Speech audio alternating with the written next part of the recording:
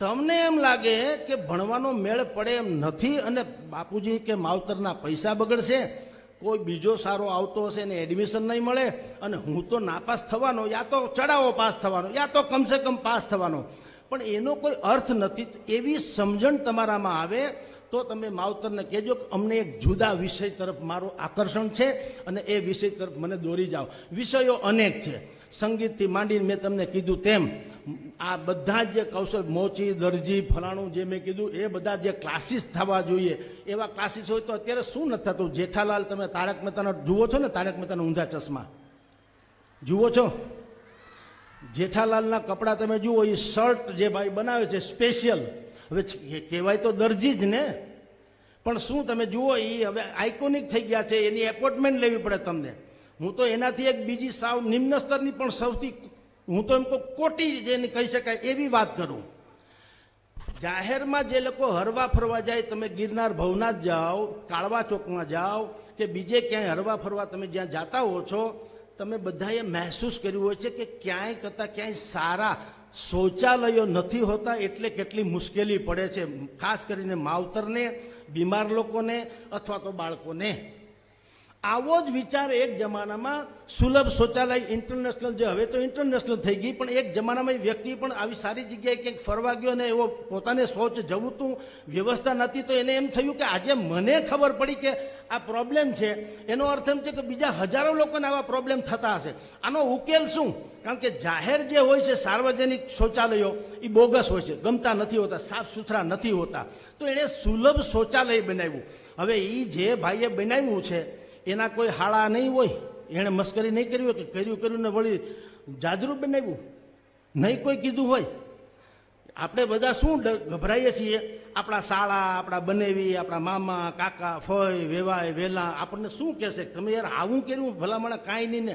તો એણે એવું વિચાર્યું છે ને કે હું સુલભ શૌચાલય બનાવું, તો એણે કાં ન વિચાર્યું કે મને કોઈએ કીધું. બલકે આજે શું થયું, સુલભ શૌચાલય ઇન્ટરનેશનલ બ્રાન્ડ છે અને કોઈ ટાપુ ઉપર રહે છે. મેં તો સાંભળ્યું છે, વાંચ્યું છે ક્યાંક ખૂબ જગ્યાએ કે એનો જે માલિક છે એ તો ટાપુ ઉપર, એક આખો ટાપુ ઉપર રહે છે ને હેલિકોપ્ટર દ્વારા આવે છે ને જાય છે. બોલો, ધંધો શું છે? ફ્રેન્ચાઇઝી આપી, જેમ આપણે ઓનેસ્ટ પાઉંભાજીની ફ્રેન્ચાઇઝી હોય એમ સુલભ શૌચાલયની ફ્રેન્ચાઇઝી જુનાગઢમાં, ફલાણાના જાફરાબાદમાં. બોલો, ધંધો આનો.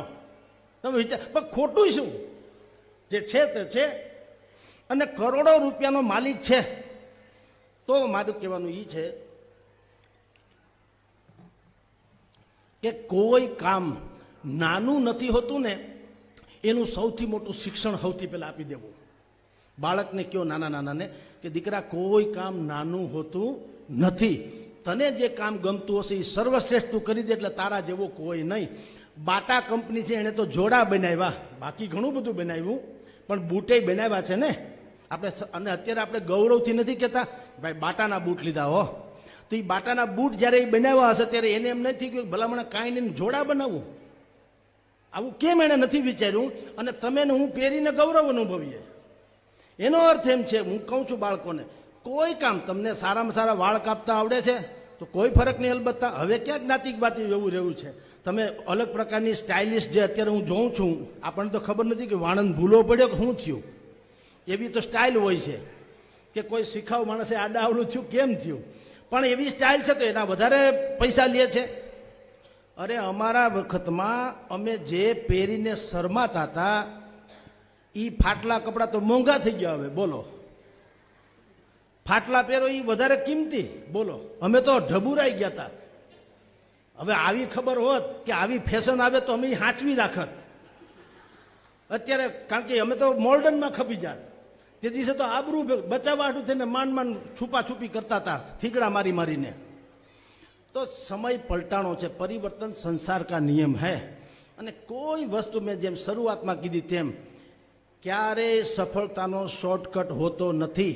તમારે ખાડો કરવો હોય ને, ટેકરો કરવો હોય તો ખાડો કરવો પડે, એના સિવાય ટેકરો થાય નહીં. ખાડો કર્યા વગર ટેકરો થાય નહીં.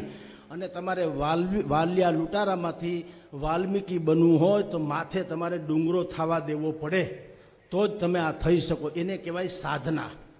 અને સાધના વગર ક્યારેય કોઈ વસ્તુ સંભવ નથી. સંસ્કૃતમાં સુભાષિત છે, એનું કહું છું, ઉદ્યમેન હિ સિદ્ધંતિ કાર્યાણી, ઉદ્યમેન હિ સિદ્ધંતિ કાર્યાણી ન મનોરથે હિ.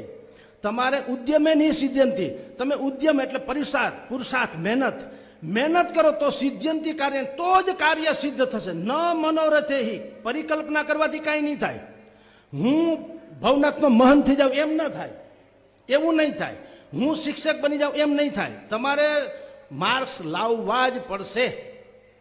તો ઉદ્યમેન હિ સિદ્ધ્યંતિ કાર્યાણી ન મનોરથે હિ. અને પછી એનું તમને કહું છું કે નહીં સુપ્તસ્ય સિંહસ્ય પ્રવિશ્યંતિ મુખે મૃગાહા. સૂતેલા સિંહના મોઢામાં જઈને કોઈ દી હરણા પડતા નથી. સિંહે પણ જો શિકાર કરવો હોય તો બોર્ડમાંથી બહાર નીકળવું પડે. તો તમારી સામે તો આવું અદ્ભુત સંકુલ છે, વૈશ્વિક કક્ષાની હવે એની પરિકલ્પના છે. જવાહરભાઈ ચાવડા જેવા હું તમને કહું મમતાળુ માલિક છે, અને આ પ્રકારના ગુણિયલ આખો સ્ટાફ છે. અને ક્યાંય અમારા અજયભાઈ સાહેબે જ્યારે અમે લોકો અહીંયા આવ્યા ગોપીબેન, ત્યારે એણે કીધું, ઓહો પેલી વાત તો આવડું મોટું સંકુલ તો છે, પણ આટલું મેદાન છે. હવે જુઓ, એ પણ એક ઉપલબ્ધિ થઈ ગઈ છે, મેદાન છે એ. આપણે ત્યાં ગૃહમંત્રી કહે છે કે હવે અમુક ઘટનાની તપાસ જે છે અમે એક નિષ્ઠાવાન પોલીસવાળાને પેલા ભલામણા નિષ્ઠાવાન જ હોવા જોઈએ. એ કંઈક ઉપલબ્ધિ થોડી છે, એ તો નેચરલ હોવું જોઈએ. એટલે એનો અર્થ એમ છે કે તમારી પાસે અમુક લોકો નિષ્ઠાવાન છે, અમુક ભ્રષ્ટાચારી છે, એ તમને ખબર જ છે. એમ અહીંયા મેદાન છે એ જુઓ, અમને હવે આશ્ચર્ય થાય. નહીં તો કોઈ દી કલ્પના નથી થઈ શકતી કે મેદાન વગરનું કોઈ સ્કૂલ હોઈ શકે, પણ હવે છે તો છે. એટલે અજયભાઈ સાહેબે પણ આશ્ચર્ય વ્યક્ત કર્યું, ઓહો બેવડું મોટું મેદાન છે. તો ભલામણા હું તમને કહું કે તમારા ભાગ તો જુઓ, કેવા ભાગ લઈને તમે આવ્યા છો, અને તમારી પાસે કેવો ગોલ્ડન પીરિયડ છે કે તમને આજે અમે બોલીએ, કાલ તમારી આજે ટીચર બહેનો છે એ બોલતા હશે, શિક્ષક ગણ છે એ બોલતા હશે, જવાહરભાઈ બોલતા હશે, અનેકો બીજા બધા આજે ગોપીબેન કે અજયભાઈ કે વિજયભાઈ જોટવા કે પ્રવીણભાઈ આહિર કે જે લોકોએ તમને જે જ્ઞાન આપ્યું તે આવું તો અનેક લોકો અહીં આવીને કહેતા જ હશે. એ અમે શું કામ કહીએ ખબર છે? તમે સુધરો, અમે પીડા ભોગવી છે સાહેબ, નહીં ભણવાની પીડા ભોગવી છે. હાલાકી અમારી પાસે કોઈ વ્યવસ્થા જ નહોતી. એક શિક્ષક હતા ને ગાયુના ધણની જેમ અમારી પાસે પાછળ પડી જતા. અમે ભાગતા અને ગામમાં હતાઈ જઈએ કોકના ખેતરમાં, માંડવીના કુંદવાની પાછળ. એ 3 મોટા છોકરાને સાહેબ પોતે 4 જણા આવે, ટીંગા ટોળી કરીને પાછા લઈ આવે, મારીને તોડી નાખે. અને અમે કઈ આવી રીતે ભણ્યા છીએ 4 ધોરણ, સમજી લ્યો. એટલે હું કહું છું કે રોંઢા સુધી ગયા છે. પણ એ માર પણ આજની તારીખે અમને બિલકુલ ખપ લાગ્યો છે. કારણ કે માની ગાળ ઘીની નાળ. માં અગર તમને કંઈ ટપારે, માની ગાળ એ ઘીની નાળ જેવી હોય છે. તમારી નાડીને પુલકિત કરે, તમને સશક્ત બનાવે.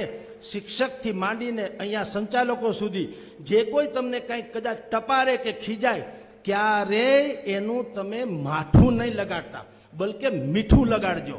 તમે તમારી જાતને ભાગશાળી સમજજો કે કમસે કમ મને આટલો સમય તો મળ્યો કે શિક્ષકે મને ટપાર્યો, મને વાળ્યો, એટલો તો મળ્યો. કારણ કે જે લોકો વાયરા નથી વળતા એ પછી હાયરા વળે છે. એટલે કહું છું કે આટલું સુંદર સંકુલ, આટલું બહેતરીન વાતાવરણ, તમારી પાસેથી નોમિનલ ફીસ, ગુણિયલ સ્ટાફ, તમારો ફ્યુચર બ્રાઇટ થાય એના માટેની તમામ પ્રકારની કવાયતો, આ બધું જ તમને મળ્યું છે. એ મા સરસ્વતીનો સાક્ષાત્કાર છે એમ કહો તો તમે ચાલે. એટલે તમારા માવતર જે અત્યારે ઊભા છે પાછળ બધાય, તમને મળવા તલપવા, તમને એમ થાય કે આ ડખો પૂરો થાય તો પહેલાં તો એને મળીએ ને પછી હરિહર કરીને ભાગીએ. તો એને કહેજો તમે અત્યારે જો આ બધું તો જ આ જે દૂધ દોણામાં જવું જોઈએ ને, હેઠું પડે તો શું કામનું. તમે તમારા માવતરને કહેજો કે હવે તમે અમારી ફિકર નહીં કરો, અહીંથી નીકળીને તમારે અમારી નોકરી ગોતવી નહીં પડે, કંપની અમને ગોતતી આવશે. મેં કેટલાય પિક્ચર જોયા છે. પિક્ચરમાં તમે જુઓ, એક ગુંડો જેલમાંથી, ગુંડો કહું છું, ગુંડો બદમાશ જેલમાંથી બહાર નીકળવાનો હોય તો 4 ગેંગસ્ટર્સ હોય છે, એ સામે ગાડીઓ લઈને ઊભા હોય, લાલ પીળી ગાડી લઈને, વેલકમ કરવા. શું કામ? શાર્પ શૂટર હોય, કે એને માર નાખે. રાઈટ? બિશ્નોઈ ગેંગ, એ કે એને માર નાખે એવો ગુંડો હોય.